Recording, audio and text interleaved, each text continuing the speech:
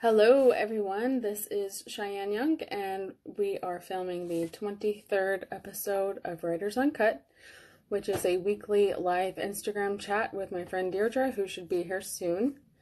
And we talk about all things writing and publishing related, and we answer your questions. So let's get started. Writing, Deirdre.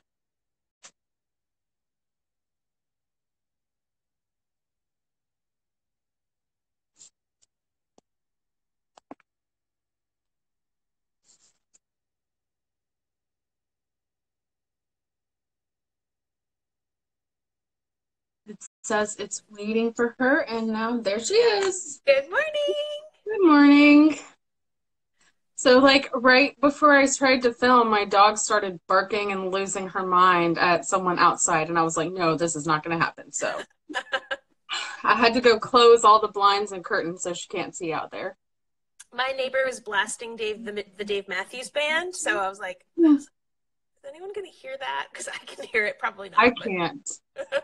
I can't, so you're good. Okay. But yeah. So. Oh, hey, we have some friends joining us. Hi, Matt. Hi, Tamar. And Irish Coffee. I like the name of that. Yeah, it sounds good. So you did our intro. What are we talking about today? I don't know. What are we talking about? I have a slight update. Okay, let's hear it. And I think it's kind of interesting. So, like I said last week, I'm starting a new novel this week.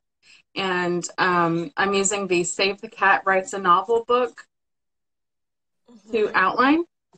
And you guys know that I'm a huge outliner. That's my jam. And I actually have an outline spreadsheet that's on my website. And I've been using that for several of my books. But then I read this book, and the outline is very similar. It's just more detailed. And so I found a PDF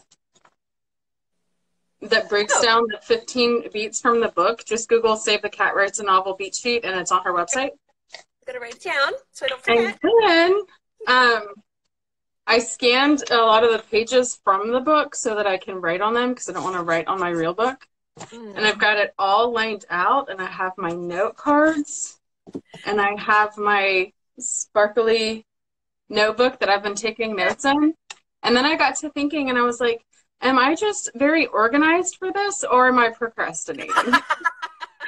So we'll see. So it's kind of like this is my new little way of outlining my novel, is I'm just following this book's formula to the T, because this is an excellent formula. There's 15 main beats, and it follows the hero's journey, which is basically all it is. But it like really breaks it down into these just perfect beats. And as I'm reading the book, I was just getting so inspired for my novel and like things that needed to happen. And I was thinking up like chapters and scenes that I hadn't thought of before. So I'm super excited. So maybe soon I will actually start writing instead of just preparing to write, but I'm excited for it. I have something to say about that. It's really interesting. I'm going to venture to say, like, you've written definitely well into the double digits. I don't know. I know over 75 complete stories. I knew roughly, but I didn't know if you wanted to say that. But isn't it interesting how each time, essentially, I mean, you've been using your outline, you have the note cards, like there's different things that you've, used in each one, but isn't it interesting how even after all this time, there is no specific formula that has to be used? Exactly. Like, it's every book is unique. Every book has its own challenges and its own awesome parts. And it's so funny because it's like I've said before, it's kind of like if you're building houses all day long, you just follow the blueprints and you build every house the exact same way. And it's like, that's not how you write a book. It doesn't matter how many books you've written, there's no perfect formula. Although the beat sheet is like a perfect beat sheet. There's no perfect process to writing this book. Tamar said, would that be helpful for a nonfiction book too? So I would say no, because it's really just fiction, because it follows the hero's journey, So I would think for nonfiction, you don't have a hero's journey. Well, maybe a memoir type thing. Yeah. So I actually happen to know a little bit about her project, but I would say definitely it's definitely for fiction, 100%. But I find that when I read a nonfiction, I enjoy them most when they do read like a story, and you're presented with a problem, which is the same as in fiction. You're given like, okay, I want to get fit, or whatever it is, like there's a problem, and then you go through the process, and it sort of reads with this like a story or with anecdotes, and you kind of go through that same arc that fiction goes through, and so in a way, like it can be applied, but it's not. There's probably other books that are much more helpful for nonfiction. Yeah, there's probably, because I think I've seen some, like how to write a nonfiction book. So Yeah, I would seek that out first. But I yeah. do love like all of my favorite books, like my favorite actors when they write a novel. Hmm. It's like it's about their life. It's like a little memoir, but it does kind of read almost like the hero's Yeah, journey because they yeah. tell you the ups and downs.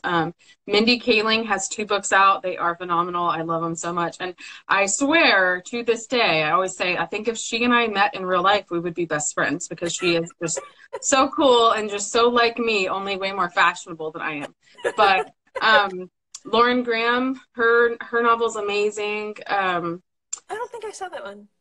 Oh yeah, she actually has a fiction book that she wrote, but she recently actually I think it may have been last year.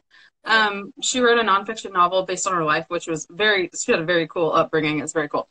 yeah, And then I love Amy Poehler and Tina Fey. They yeah, have the yeah, best books out there. So yeah, I would definitely, if you're writing a nonfiction book sort of like that, I would read all of those to get some yeah, ideas.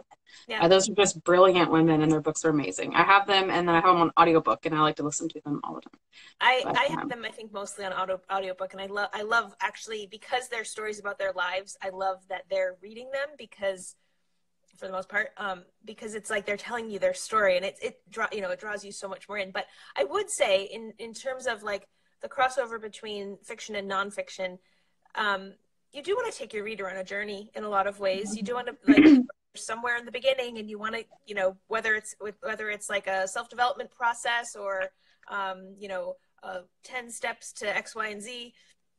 You kind of you don't want it to be dry or anything like that. I'm not speaking to you, Tamara, because I know you never would be, but you know what I mean? Like you want to kind of take them through that process. So in a way, it does follow that a little bit, but I just want to get back to your outlining, because first of Mhm. all, your Instagram photo with your keyboard and your note cards, I just had seen it and I was like, I love that photo so much. There's just something about it. Like it makes me want to, It's all the pink. It's the yeah, pink. yeah, You can maybe. get a pink rubbery keyboard cover for like $7 on Amazon. I highly recommend it. I mean, they sell other colors, but why would you get a different color if pink is available? So, yeah, and that picture was just another way for me to procrastinate because I was like, I'm gonna take a pretty picture and I'm not gonna write on these note cards yet, but I'm doing it soon, soon. And I emailed you my synopsis. So, Okay. and I emailed a couple other authors. So once I get y'all's feedback, so take as much time as you want for Oh feedback yeah, because I'll get it back to you in a I'm, couple months. yeah, I'm fully in procrastination mode. But you know what? I'm excited. And like I've said before, this new project, I feel a lot of pressure on me because I'm trying to get another book deal after my last book deal. Yeah. So it feels so much harder than before I was published. Because before you're published, you have all this like just open possibility. There's Yep. no expectations on you. Everything is yet to come. Yep. And now with this, it's like, oh gosh, can I write a book as good as Sasha? Can I do it again? So the pressure's really on. And I think that's why I've kind of taken this Save the Cat book. Like I've just embraced it because I want to write the best possible manuscript I can Yeah. on the first try. But just in general, I want to write the best manuscript so I can give my agent something amazing, Yeah. and she can say, "Yes, this is brilliant," and publishers will say, "This is brilliant. Let's buy it." So, I'm trying to give this idea I have, this book idea, the Yeah. best possible execution. Sorry. I was gonna say, getting back to the whole idea about we talk about outlining and all that stuff a lot, and I think in terms of where you're at in having an agent, having a successfully published book, and now being at that point where you need to present another book that they want to publish, because it's not always about the writing. Like we've talked about this too. I'm sort of scattered here, but I'll come back to my point. It's not always about the writing. Like, it's oftentimes about the idea that they're looking for, the one that they think they can sell to readers, really. And so that's kind of like, you know, you can have a million ideas, and then the one you pick and the one you commit to hopefully is going to be the one. But when you use a book like Save the Cat, when you outline, when you make sure you hit all of those points that are essential to any story, with a few exceptions, I guess we'll always say that, but you know that you've done everything in your power to make it the best you can make it. And that, Oh yeah. because Well, there's so much out of your control at that point, you know what I mean? right. I almost feel like any premise, because what we call book ideas are usually just a premise. I feel like any premise you have can be turned into a quality book if you follow this beat sheet, Yeah. because it forces you to think of all the plot points, every beat that you need to hit, all the conflicts, the stakes, the ups and downs. Like, and so if you just have this premise and you're like, well, I don't know if it's gonna work or not, and if you just winged it, is winged it a word? Wung it, if you wung it. If you just winged it, you'd probably have a crappy story with no plot, but a cool premise, which is the story of my life. Because I'm always thinking of this fun idea that's not an actual plot. Right. So if you take, I would say, and of course, with some exceptions, you could probably take almost any premise you could think of, and if you force it to fit all of these beats, you're going to have a great story, because you have to, it's all about the conflict and the stakes and your character growing and changing. And if you hit all of those, then you're going to have a great story. So I'm like super excited about this book. And it's like, you never stop learning, because I've known the hero's journey. I follow the hero's journey. I have my own little outline that I use. And none of it has been as effective as this book. So I'm so glad that we have it. It was released last year sometime, so it's not that old. So I love it, and I'm so excited to start writing, because I feel like I have all these, like, my characters are going through all these journeys, and they have all this stuff that's going to happen to them, and I'm just really excited about it. I'm So, excited too. and I named my characters too, which I'm not going to say here, but I love their names. So excited. That's awesome. I'm sure it's in the synopsis, right? So I can know you can tease everyone that's watching, but not me. I was going to add one more thing. So getting back to the Save the Cat book, we're plugging it, and this is not an advertisement, but it is a really, really, it's based off of screenwriting, but it's a really thorough look at basically how story works, like all the nuts and bolts behind the scenes. So when I watch movies, sometimes I like to watch all those. I don't know if they do it, since mostly we watch digital now, but when you get the DVD, there's like always an extra disc with all the behind the scenes stuff. And some of the time I'd be like pumped, because I want to see like how they, create the, like Gollum or whatever, you know what I mean? But there are other times where I'm like, oh, it's like pulling back the veil, and you're looking behind the scenes, like Wizard of Oz, and you're kind of losing that movie magic. But when you're a writer, you kind of need to go behind and kind of know what the inner workings of a story are, and have a deeper understanding of that. And what I love about Save the Cat is it breaks down stories based off of this formula that is kind of the inner nuts and bolts of every, any oral story, written story through the ages, in a way that's really easy to understand and digestible. And, there's some spoilers. I think, like, if you've never read The Hunger Games, well, you're going to find out what happens. But I love how it does sort of dissect with things that are familiar, so that it's not so abstract. Yes, absolutely. And I love, like you said, one thing that really stood out to me is storytelling through the times, Yeah. because you may think you've invented something new, but as far back as storytelling goes, it Yeah. always follows this hero's journey. And you know why? Because if it doesn't, it's boring and nobody cares about it.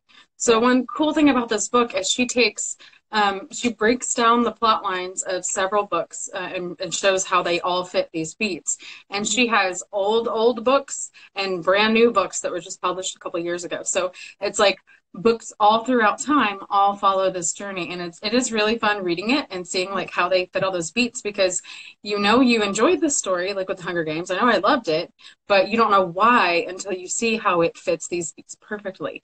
So I really want to tell people, especially like brand new writers, because a lot of new writers I talk to, they think, well, I'm just going to do my own thing, and my own thing's going to be great, and I don't have to follow these formulas, and I'm an artist, and I'm just going to do my own thing.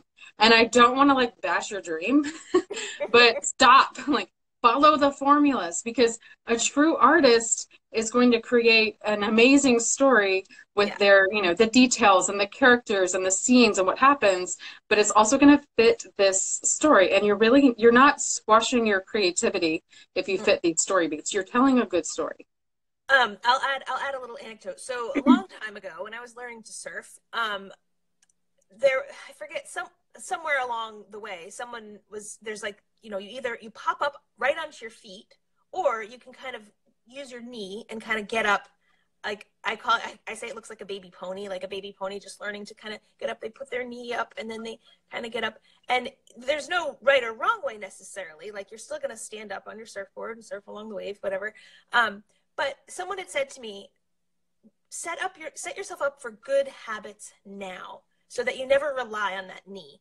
So you just pop up onto your feet and there you go. Maybe you fall off. But I think of that in terms of what we're saying for new writers. It's definitely helpful if you create these good habits now and understand story structure now, and like right from the beginning, right from the get-go, and then you're going to be a much stronger writer as you go on, because as Cheyenne said, you're always learning new things. Hopefully as a writer, it's your career, it's a lifelong thing, but hopefully you're always, reading books and watching, things like this, and listening to podcasts, and collaborating and working with other writers and strengthening your skills.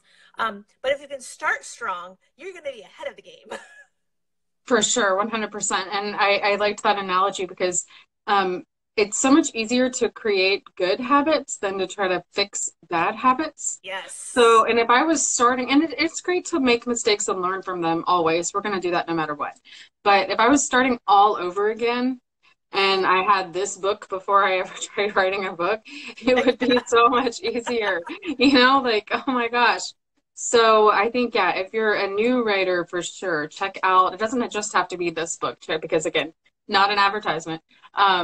Check out all story writing books and storytelling books and books on crafts, and like really try to learn good habits before you solidify bad habits. And I was emailing with one of my friends. Speaking of, I just got another rejection from a publisher, so that's fun. Maybe I should not be looking at my email while we're on here. Just now you did? So, yeah, my agent just emailed me with the rejection. I was like, oh, cool, okay. So, rejection looks like, everyone pay attention. It comes randomly. So this book that's on sub for me, I have 2 rejections so far, which isn't bad. I can still get like probably 20 more rejections before this is over. So anyway, what was I saying about habits or, I don't know. I got distracted by your email. Read books. You're always strengthening your craft, really, I think is. Yeah. And I just, don't be afraid to learn. Don't think you know everything. Like, I've written at least 75 novels, and I know I don't know probably even a tiny little % of what I should know when it comes to writing. So, and it's fun and it's exciting, and I love learning new things. And like, you'll have these experiences. Like when I read this Save the Cat book, I was like, it was like epiphanies, like little mini epiphanies, like this is going to change my life, and you get really excited about writing again. So, and I think if you're stuck or you're in a rut or you're just like not feeling writing right now, maybe take a break and read some craft books, because they will really propel you and make you super excited. So I'm super, super excited. And then when you're reading regular novels, you'll start to pick out these things and you'll become that much better at it. But I wanted to say, I love what you said about basically being teachable. Like, not admitting that you don't know. Right. Means you're teachable. And I think that's a really good place to be. And like, you're only going to go up from there. You're not going to like unlearn things. You're only going to get better. Right. Absolutely. Comment. I just bought the Save the Cat, and I love genuine published writers are using it to continually evolve. Yeah. Gotta keep on keeping on. I want to ask you real quick if the note cards that you're using are Suze's method. I'm going on a first. No. She needs Susan Dennard, by the way. Check out susandennard.com/writers. She has a fantastic resource for writing and outlining. No, I've always thought her details are kind of really detailed because she writes fantasy. Yeah. And I found for me, contemporary, I don't need like huge world building sheets or huge details because it's just not as complicated. Yeah. Actually, so what I was going to do with these note cards is there's a section in the book, which I can Oh, find okay. right here, Yeah. where she lays out. Yes. So it's like all the beats and all the scenes. And so I was going to try to make a card for each scene that I have and then collect them together in like little chapters and arcs and everything. But for fun, what I used to do, which I don't think I'm going to do this time because I have the plot pretty well worked out, but one fun thing I do to outline a new novel when I get a new idea is I take a note card and I write down every single thing that I picture happening, Mm-hmm. every scene, because sometimes I'll just have this little bit of dialogue that I think would make a really cool scene. I'll write that down. You know, I want them to go to the mall, or I want them to do this or to do that. I just write down every idea I have in this flurry of ideas. It doesn't matter what order they're in. And then I lay all the cards out on the floor and I rearrange them. Mm-hmm. And that's worked out because a lot of times I will have these cool scenes in my head for the end of the book or these revelations or these plot twists. And I just jot them all down as fast as I can.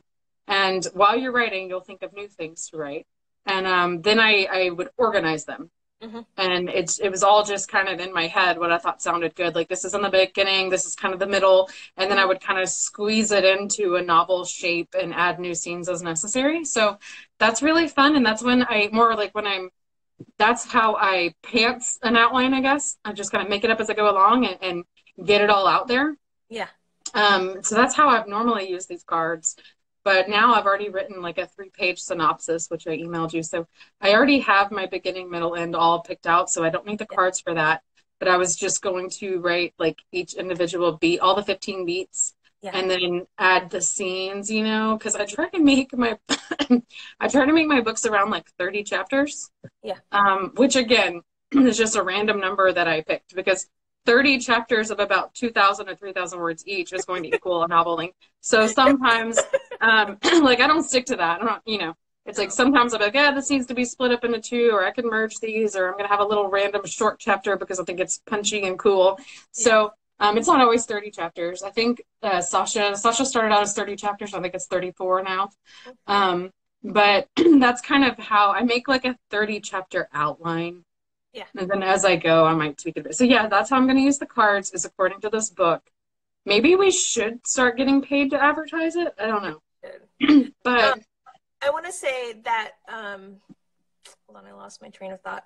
I want to say that, I wanted to say something about the note card. Oh, for those of you who have a tough time with like the whole outline idea and you kind of just want to wing it or pants it or whatever, a nice way to think about an outline is like as guidelines, because as you're listening to us, you're going to notice that we don't stick to it to the letter. We just use it so that we know where we're going and we don't get too far off track. So, you know, in terms of just language, if outline feels too rigid, just think of them as guidelines. There's a quote from Pirates of the Caribbean. I forget. My husband always says it. Something like, these are just guidelines or something. That's a bad accent, but I've never seen that movie, or I would probably know. I'm like I have this weird skill of remembering silly quotes like that, but yeah. But I was gonna say I've been having like almost like a craving of having note cards and as I'm outlining different things. And I think I read Suzanne Dennard's recent newsletter or something, and you've talked about it before, and you know other authors definitely use note cards for index cards, also they're called, for outlining and that whole process. And I think Scrivener almost has like that built into its platform. Like there's like a note card system, and it is really helpful for fantasy and world building. But what I do, this is because the reason I haven't done it is because then I'm spending all this time writing. I have terrible handwriting. I'm lazy. And then I've written it all, and then I need to put it into the computer, and you know, like that whole thing. What I do is I have my outline document open, and then I open a blank document, and then I dump all my ideas into the blank document, and then I copy, paste, highlight, and then plug everything into my chapters. And it's kind of tedious. I don't know. Well, if you want to see bad handwriting, no, I did. You have good handwriting. No, but when I'm like quickly writing, it's terrible. And the other day I was jotting down notes as I was reading through this book again, and I was like, I can't even read this. What is yeah, so that's why I like to keep my note cards simple. Yeah. and just trust that I'll remember, and half the time I don't. Um, but yeah, because and a lot of people love the Scrivener note card thing. I don't. I downloaded that software like Yeah. 5 years ago. Whenever it first came out, I downloaded it and I tried it, and I didn't like it. So it's not for me. But it is for like so many people. But it's like I'm such a paper person because our computers can handle everything now, but I still like to write myself notes. And like I will still, and my family makes fun of me, I'll write myself a reminder on my arm, like some kind of weirdo, instead of just putting it on my phone. Like I can have my phone alert me, but it's like I want to have things written Yeah. down.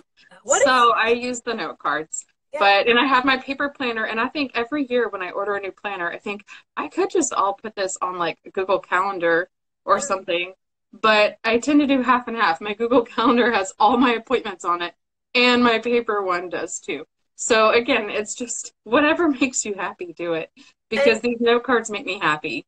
But then I also type it up. So it's like, whatever.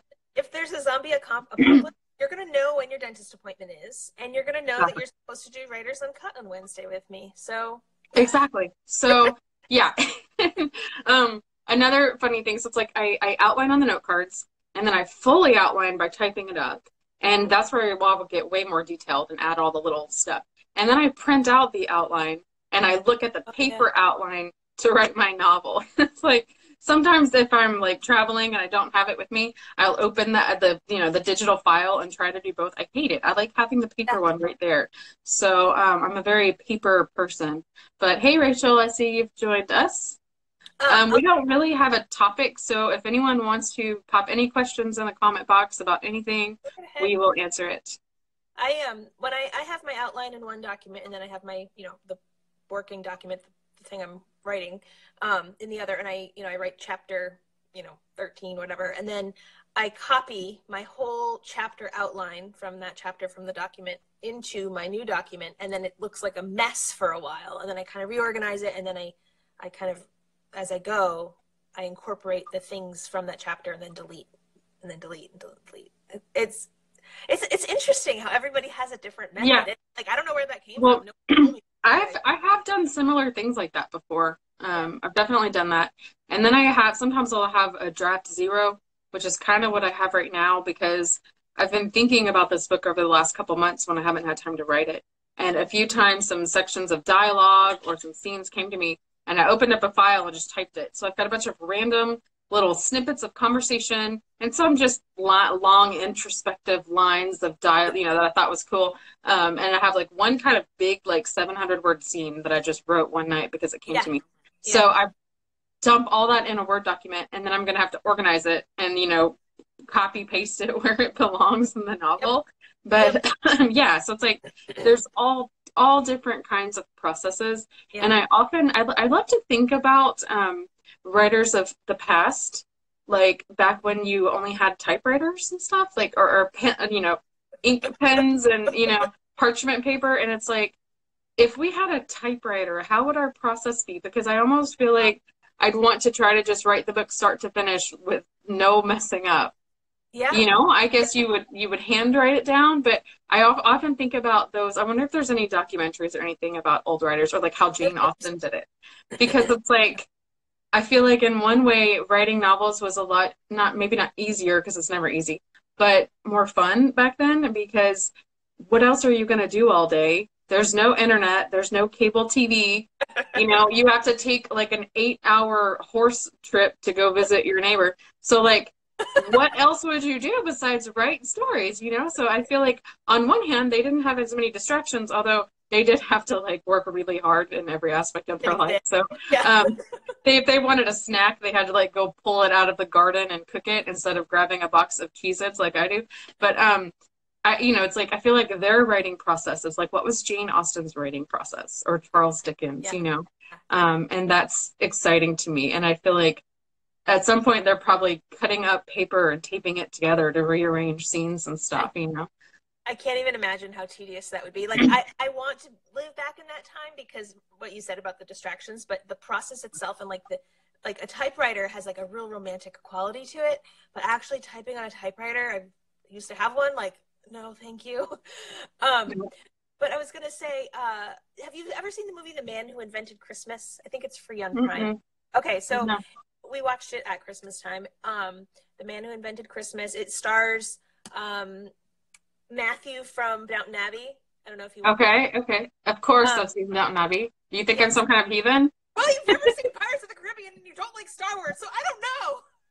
I like good shows, Deirdre. Um, so anyway, it's it's a fantastical kind of historical movie. It's fictional, but it's also based on his life, and it does kind of show his process, and it's very sweet. I mean, it was like probably my favorite movie of last year. Okay, Um, what was it? What was it called? I have to write it down. The Man Who Invented Christmas.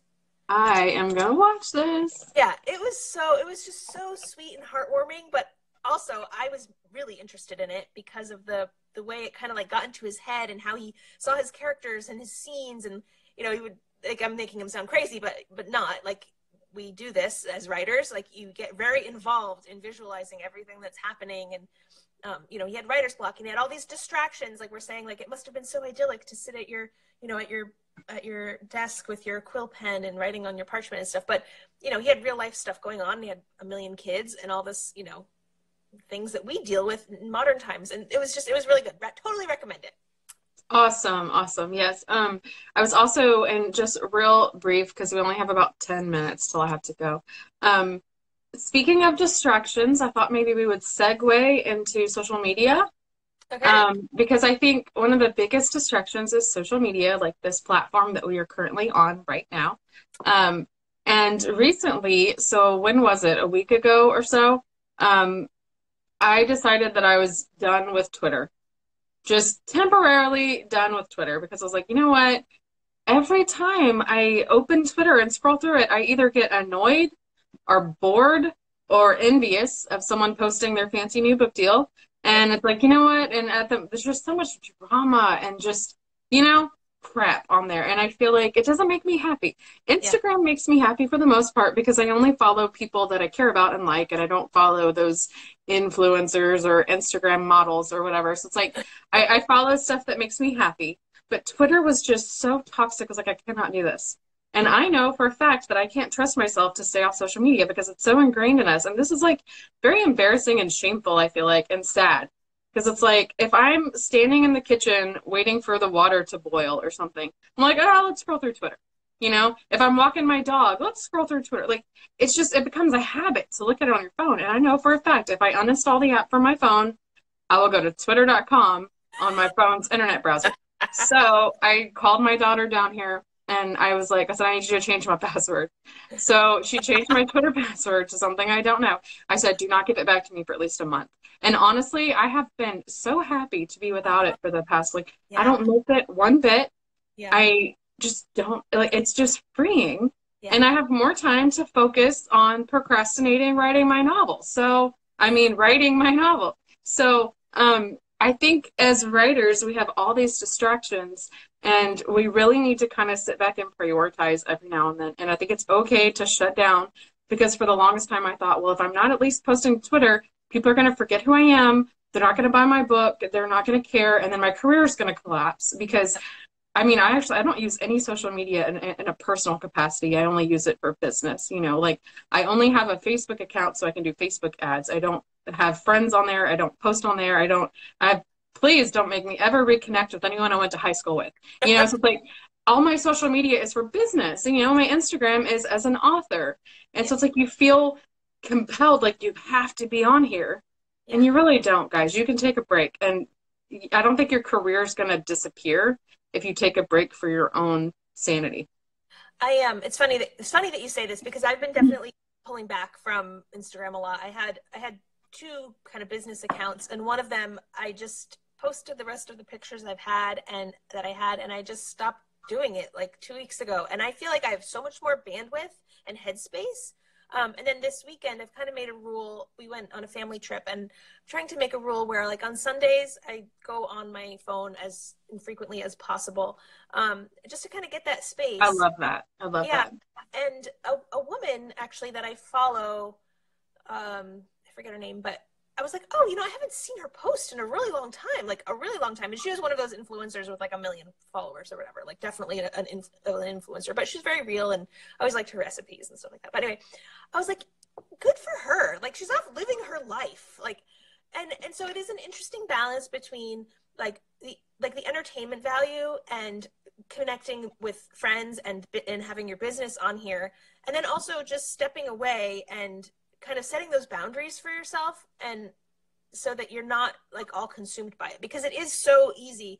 I don't get like into Twitter the way you're saying, but I definitely can lose a lot of time just mindlessly scrolling. It's like the same as channel surfing, like back in the days when that's what, when people still watched TV and didn't just watch Netflix. You just kind of like mindlessly do it. And it's like, are you going to look back on your life like, boy, I'm glad I spent like 20 hours of screen time last week? Yeah, glad I read all those political rants. Like, yeah. And it's like when it comes to politics, I either agree or disagree. I don't need to read 800 million people talking about it. Yeah. So anyway, Rachel just said I used to only use the computer Monday through Friday. Weekends were for me. I love that. And I love your Sunday idea, because I feel like the only thing that really keeps me on my phone during the day is, I want to be there in case there's an emergency with my kid at school or with my husband at work. So it's like, you got to have your phone by you. But when they're home, because I've been doing this in the evenings a lot. For me, I feel like I don't really have weekends, because I always get so consumed in writing, because I work from home. I live at home. It's like, it doesn't matter what day of the week it is. But if my family's home, I've been just leaving my phone in one room. I'll just go put it in my room and just not worry about it so much, because they're here. So I know I don't need to be, reached for an emergency. And it just really helps. And I think it might open up your brain power, like you said, your bandwidth. I love that. To be creative, because we're not stuck on this just endless news consumption scroll of just nothingness. Like, who cares? So, the Twitter break has been nice, and I almost don't ever want to go back. But I feel like if you're an author, it's good to at least have those accounts. And it's good to be able to make announcements to people and let them know if you have a new book out or something. So it's good to have them. But when I hear someone say, I have to build a huge platform before I can try to get an agent, I'm like, no, like, you don't. You really don't. So take that time.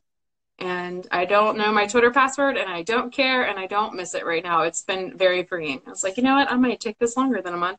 And honestly, I was thinking of staying away until I can officially announce my exciting news. But I have no idea when I can announce it. So anyway, guys, stay off of Twitter. If something is making you, like, when you leave a website or as an app and you just feel worse than you did before you got on it, stop getting on it. It's not worth it. Not worth it. I love the saying, create before you consume. So like for writers, like before you check your Twitter, before you like do all the things online, like get your writing done. And that can be like a nice little reminder. You can actually use it as your screen saver, or whatever, your lock screen. Create before you consume, and you put your phone down, you get your writing done. But I love that. I know you have to go in a minute, and I just want to say one more thing, because you touched on it. There really is something real about, like, it's not fear of missing out, but it's like a fear of becoming obsolete. Like if you don't all the time, you're going to become irrelevant. People are going to forget about you. And that's a very real fear that I think all creatives and people trying to, have a career nowadays have to face. And it's hard. It's really hard. Especially as writers, because I feel like if you work, I don't know, at a bank or something, like, it probably doesn't matter if you're on social media.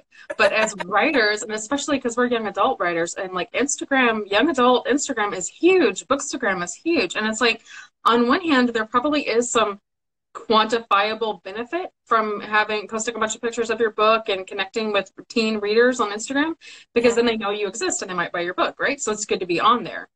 But at the same time, we cannot let it control our lives. I can't tell you how many times, I'm going to be real open here, I will scroll through Instagram and think, why are my pictures so ugly in comparison? Like this author or this book blogger, their book pictures are so beautiful. I can't do this. And then I get sad, and then my day's ruined. And it's like, we shouldn't have to put that much effort into it, you know? Yeah, So yeah, definitely. and I love that idea of create before you consume. I'm gonna have to write that and stick it up on the wall because, and that's actually what I enjoy doing because I wake up in the morning and I get all my writing done before noon.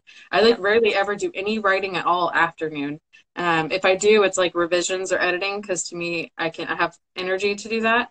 Yep. But yeah, it's like focus on you, get your stuff done, and then you can look at what the world wants to show you online. So, and also remember, guys, that social media is everybody's highlight reel. It is not their real life. It is all the fun, exciting things. Like I literally said, I don't think I'm getting on Twitter until I can announce something cool. So it's like, I'm not getting on and saying, hey guys, here's a crappy thing that happened to me today. You know, today I felt awful because my book got a bad review. No, you don't post any of that. You just post the good stuff.